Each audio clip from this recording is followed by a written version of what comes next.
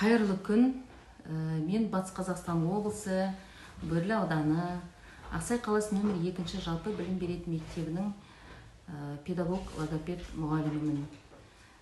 Педагог сарапшы Жуматова Бибігүл Жардемгалиевна. Бүгінгі біздің педидеямыздың тақырыбы бала тілінің дамуының әдіс тәсілдері. Яғни мен күнделікті жұмыстағы өзімнің әдіс тәсілдерімен, кеңестерімен бөлісетін боламын. Жалпы дүниеге сәби келген күннен бастап ата-ананың қуанатыны сөзсіз. Оның әрбір қылығына қуанады.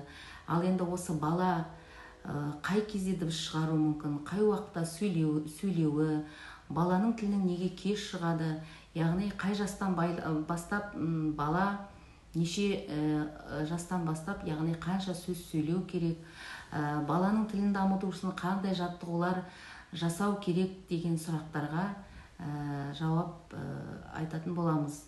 Бала 2 жастан бастап көбіне өзінің анасының, яғни 85% өзінің анасының қасында болады. Жалпы 1 жастан бастап бала 10-15 сөз сөйлеу керек. 2 жастан асқан бала жаңағы 300-дей сөз сөйлеу керек деп дәлелденген. Бізде көбіне балаларымыз 3-4-5 жасқа келгенде оның сөздік қоры өте аз болып жатады. Балаларыңыз, яғни сөздермен әріптерді анық айтпауы мүмкін. Тіпті сөйлеуге мүлдем ол тырыспау да мүмкін. Бұның басты себебін біз екі себебі бар, екіге бөлеміз. Біріншісі, яғни бала сөйлеуінің кешеуілдеуі. Екіншісі психикалық дамуының тежелуі деп екіге бөлуге болады.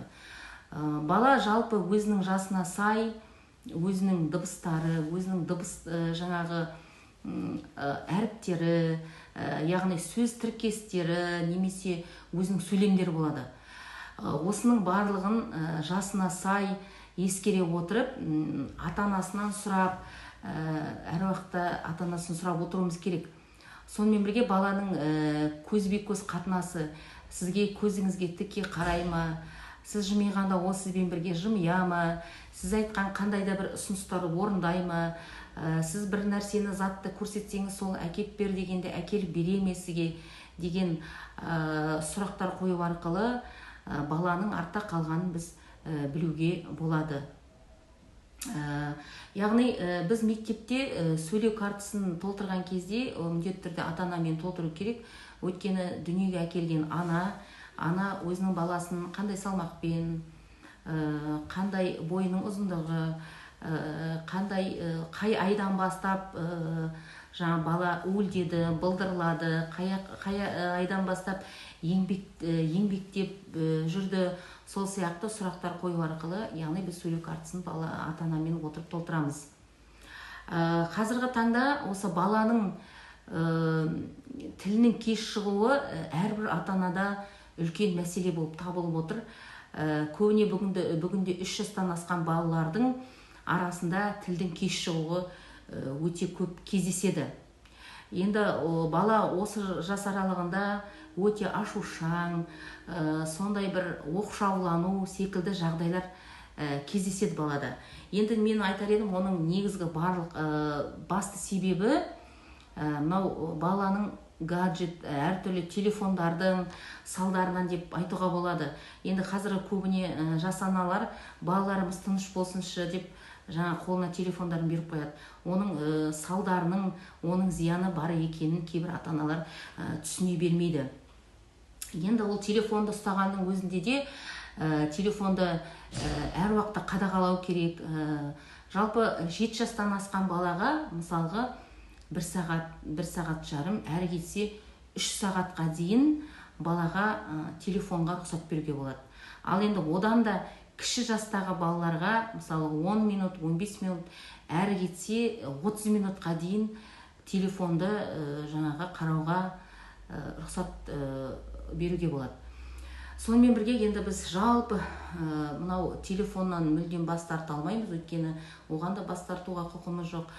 Қазіргі таңда енді онлайн сабақтар мектеп оқушыларында әртүрлі курстар бар, иә. Енді оның әр нәрсенің өзінің орны болу керек, әр нәрсенің өзінің режимі болу керек. Сондықтан ата-аналар оны әр уақытта қадағалау қажет. Сонымен бірге мынау кейбір жастағы балаларға балалар көп сұрақ қойып жатады. Ата-анаға болсын, мұғалімге болсын. Енді әрине үйде көбіне ата-ананың қасында бала. Сондықтан да үйде сұрақ қойғанда әр уақытта оған жақсы дұрыс жауап беру керек. Оған дүрсе соғып ұрыспай, онымен байыппен дұрыс жауап берсе ғана баланың да тілінің дамуы жақсы болады. Сонымен бірге тағы бір үлкен себеп, мынау қазақ отбасыларында негізінен мынау орысша сөйлеу. Балабақшада өзінің тілі жаңа шығып келе жатқан балаға араластырып сөйлеуде үлкен әсер етеді. Жаңа сонымен бірге мына ұқсас әріптерді айыра алмауы мүмкін, да, жаңағы тілі шығып келе жатқан баланың өзінде. Мысалы ың, к, қ деген дыбыстарды, әріптерді айыра алмауы мүмкін. Сондықтан да осындай жайттердің барлығын ата-ана әр уақытта өзі назар аударып, қатаң қадағалау жасаса, сонда ғана әлде қайда біздің сөйлеу тіліміз жақсырақ болар еді деп айтқым келеді.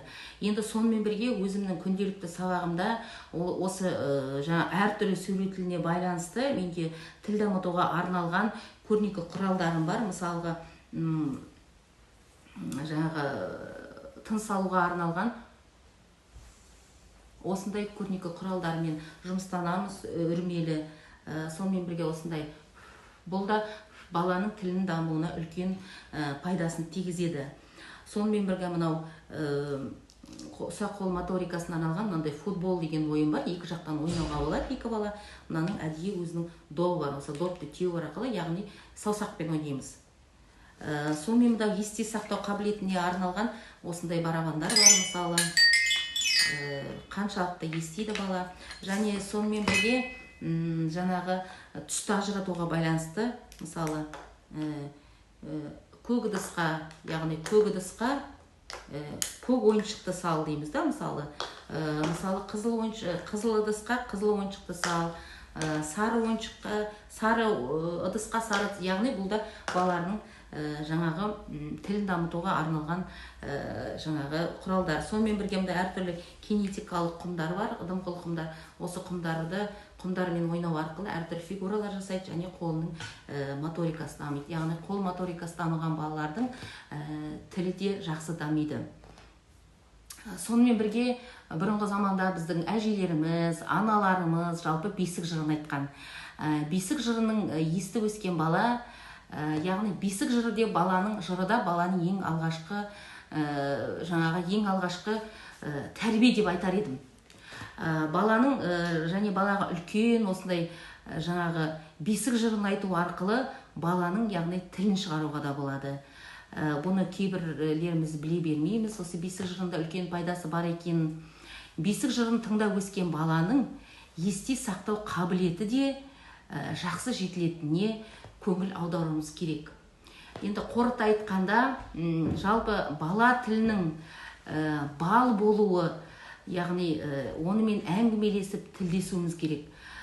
Сонымен бірге қазіргі таңда ұл қызымыздың жаңағы үнсіз ұрпақ болмасын десеңіз, смартфонға телміртпей, өткенге көз жүгіртіп, салт дәстүрімізден де ажырамай, бесік жырымен де тербетілсін деп айтқым келеді. Назарларыңызға рахмет.